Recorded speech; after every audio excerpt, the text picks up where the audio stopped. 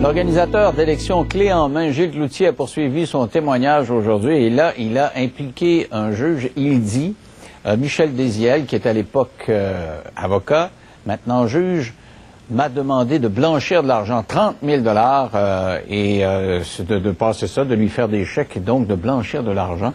Il va sans dire que ça a tombé assez fortement aujourd'hui.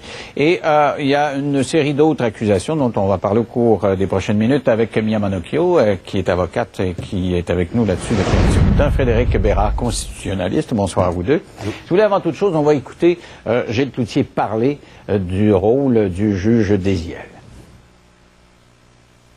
Monsieur Désiel, il savait que j'avais beaucoup de contacts dans Blainville, que je connais tout le monde, puis que ça aurait été facile pour moi de le faire. Puis lui, comme avocat, aller blanchir les 750, ça paraît mal pour son code d'éthique, puis tout ça, là, d'aller... un avocat commençait à changer les chèques de porte en porte là, pour le financement des partis politiques. Fait qu'il me l'a demandé à moi. Fait qu'un matin, le téléphone sonne, c'est Michel Désiel. Et Gilles, il dit, j'ai besoin de tes services. Il dit, pourquoi? Il dit, viens au bureau, là, puis je t'explique ça. J'ai mis ça à son bureau. Son bureau, dans le temps, il était en Sainte-Thérèse, à la rue Jourjon. Je rentre dans son bureau, puis parle un peu, moi, ça va, puis tout ça. Puis là, on sort une enveloppe qui avait 30 000 dedans. Puis il m'a demandé, il dit, ça c'est en octobre 97, il m'a demandé si je pouvais blanchir ou tu connais bien du monde, changer les chèques de 750. Je leur donne l'argent, 750, puis ils me font un chèque au nom de Action civique de Blainville.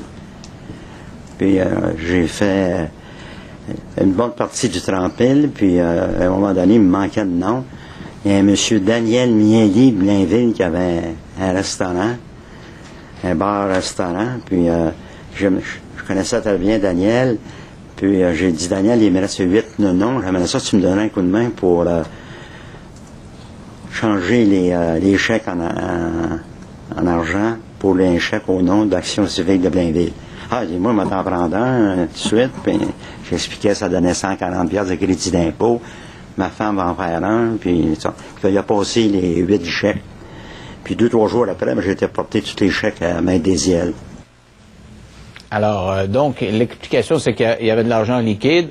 On donnait ça à des gens qui faisaient des chèques et comme ça valait une dépense électorale correcte. Le Conseil de la magistrature va enquêter là-dessus. Ah, c'est certain. Et d'ailleurs, ils sont en train d'enquêter là-dessus parce qu'il y avait eu l'information auparavant et ils doivent se poser la question, est-ce que on suspend ou non, Monsieur juge Désiel? Et de ce que je semble comprendre, c'est non. Et je comprends pourquoi aussi. Parce que s'il fallait qu'à toutes les fois qu'on entend un nom, le nom d'une personne à la commission, s'il fallait les suspendre de leur fonction, on n'en finirait pas. Et c'est le point défendu par Frédéric depuis le début de cette commission-là, c'est qu'il n'y a presque pas de présomption d'innocence. Bah, il n'y en a pas du tout. Il n'y en a pas du tout. Puis, je veux dire, peut-être que c'est vrai ce que dit M. Cloutier. C'est possible, c'est probable, j'en ai aucune idée. Mais tant aussi longtemps qu'on n'a pas entendu, puis là c'est délicat parce que justement, Désiel est maintenant un juge, tant qu'on ne l'a pas entendu, du moins sa version, pour être par écrit, c'est difficile de condamner un individu sur cette base-là. Ce qui est arrivé à Guy Chevrette hier, exactement la même chose. Puis moi, je le pense depuis le tout début, n'importe qui peut avoir une crédibilité peut-être douteuse, rappelons-nous peut-être de Martin Dumont, va être pris pour du cash, sans mauvais jeu de mots, là, dans ce cas-ci. Et on va baser des accusations fondées sur des éléments qui sont envoyés souvent en l'air. D'ailleurs, c'est toute une question de crédibilité. On a voulu saper la crédibilité de Gilles Cloutier et c'est l'avocat de Roche, la compagnie pour laquelle il travaillait, Maître Turcotte, à Massicotte plutôt, qui dit vous n'avez pas fraudé, Roche, vous, avec vos comptes de dépenses, et vous voulez y en mettre une dans les dents. Écoutez la réponse.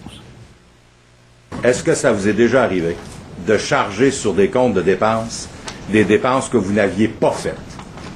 À l'occasion, oui. À l'occasion, oui. OK. Alors, vous voulez dire, à l'occasion, on parle de combien de fois?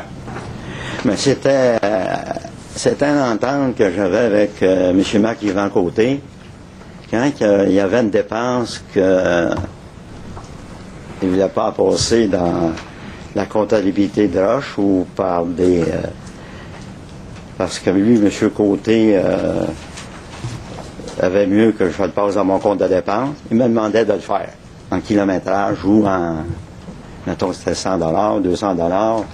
J'ajoutais du kilométrage, puis je me mettais un reçu de déjeuner ou de dîner ou de souper. Bon. Alors, ce que vous êtes en train de nous dire, là, c'est que vous avez fraudé la compagnie qui vous employait. C'est exact? Je ne l'ai pas fraudé. C'est à la demande d'un vice-président exécutif de développement des affaires. Donc, j'ai fraudé la compagnie parce qu'on m'a demandé, c'est les propriétaires de la compagnie m'ont demandé de frauder la compagnie. Alors, écoute, ça commence, c'est hallucinant ce qu'on entend là. C'est assez particulier, mais c'est vrai, la définition de fraude dans le code criminel, c'est ça. Hein? C'est de faire quelque chose de faux et de priver la personne ou l'autre individu ou compagnie d'un montant d'argent. Donc, si c'est vrai qu'il a fait des factures et qu'il a, excusez l'expression anglophone, overbillé, c'est-à-dire qu'il a mis un petit peu plus que ce que le client demandait, c'est vrai que c'est de la fraude. Et vous voyez, hein, Maître Massicotte, pour protéger son client, qui est Roche, va attaquer là-dessus. Parce que dans le fond, mais il a eu la foi un peu là-dessus. Ben, il a voulu faire passer. C'est ça. Puis le problème, c'est que c'est vrai que Marc-Yvan Côté, non seulement a autorisé cette dépense-là, mais a suggéré cette manœuvre-là qui est de la fraude. Je suis d'accord avec toi. Ben, il reste que Roche est encore au bâton dans ce sens. Oui.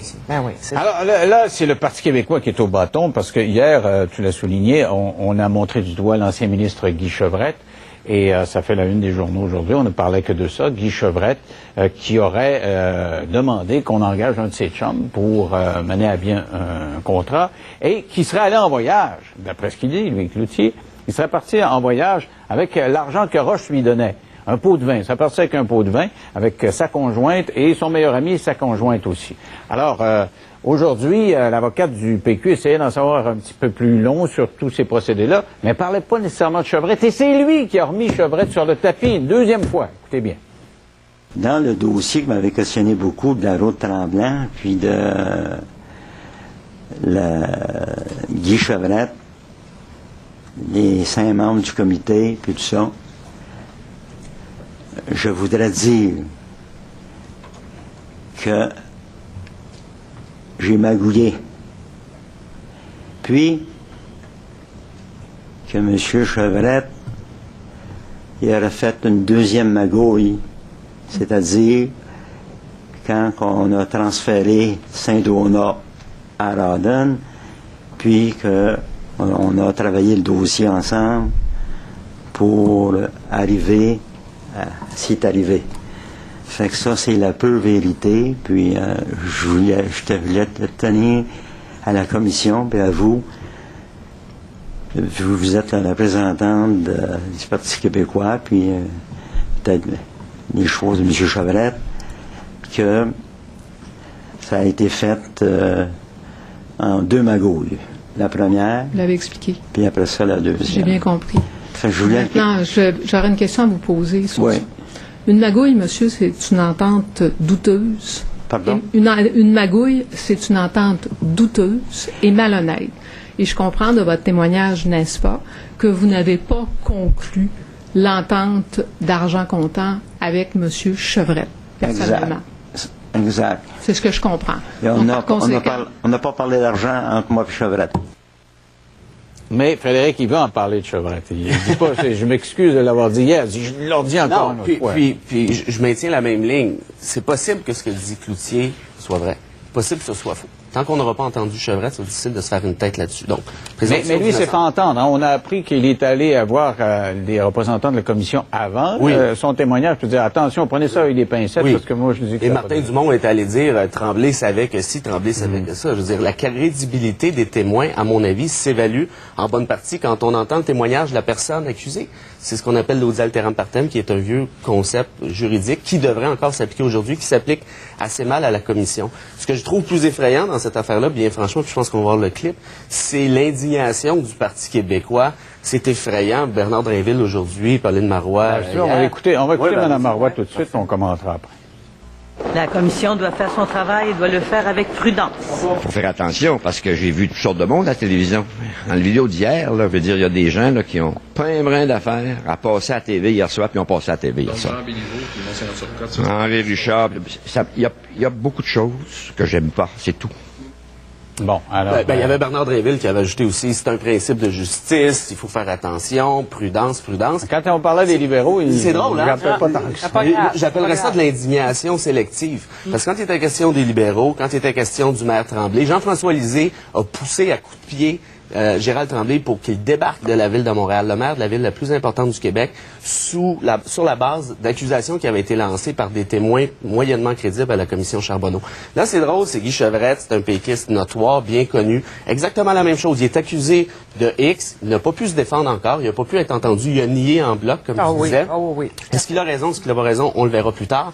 Mais cette indignation sélective, là, prudence à la commission, le balancez pas des noms, faites attention, ça salit des réputations du Parti québécois. Mais est-ce que c'est de l'ingérence? Est-ce que la première ministre a le droit de dire à la commission, faites attention? En fait, ce qu'elle a dit, c'est qu'elle a dit la commission va faire son travail et elle va le faire avec prudence. C'est ce qu'elle a dit maintenant. Monsieur Gendron, c'est pas tout à fait ça qu'il a dit. Je dois vous dire, par exemple, Denis, la commission, elle est maître de sa preuve. Elle peut présenter la preuve qu'elle veut, de la façon qu'elle veut. Elle ne doit répondre à personne. Mais c'est sûr que on fait des cris d'alarme quand, justement, on voit un paquet de personnes sur des vidéos qui n'ont pas rapport du tout avec la commission et des noms qui sont laissés comme ça sans qu'ils puissent se défendre. Je suis tout à fait d'accord avec moi, c'est ce que je trouve le pire. C'est que tu dis un nom, pouf. Il a fait la collusion. Ah oui. Rappelez-vous juste encore Lynn Beauchamp, là, ce qui est sorti sur Jean-François Lisée cette semaine. Oui. Lynn Beauchamp serait allée au 357. Rappelez-vous toute l'espèce d'effervescence. Comme si ça avait été un bordel sans nom. Et ce que Lisée a dit cette semaine pour s'excuser d'avoir barré la route à Beauchamp, c'est bien, comprenez, il y avait des accusations, des allégations graves avec 357. Il n'y en a pas d'allégations. Est-ce que c'est un poids, deux mesures? Ouais. Moi, je pense que oui. Et là, je trouve ça parfaitement ironique, pour pas dire un peu amusant, de voir le PQ se mettre en mode reculon. Mais il n'a pas congédié, il n'a juste pas donné le travail. Je suis pas sûr qu'il y a une grande différence d'un point de vue ingérence. Merci à vous deux d'avoir participé à l'émission. On va suivre ça encore. Au retour, le frère d'Adèle Sorella, qui est accusé d'avoir tué ses deux enfants, a témoigné aujourd'hui. Il a raconté comment il a trouvé le corps des deux petites filles. C'est un récit bouleversant et on va analyser la position également des avocats dans 3 minutes après la pause. Chez Autopie.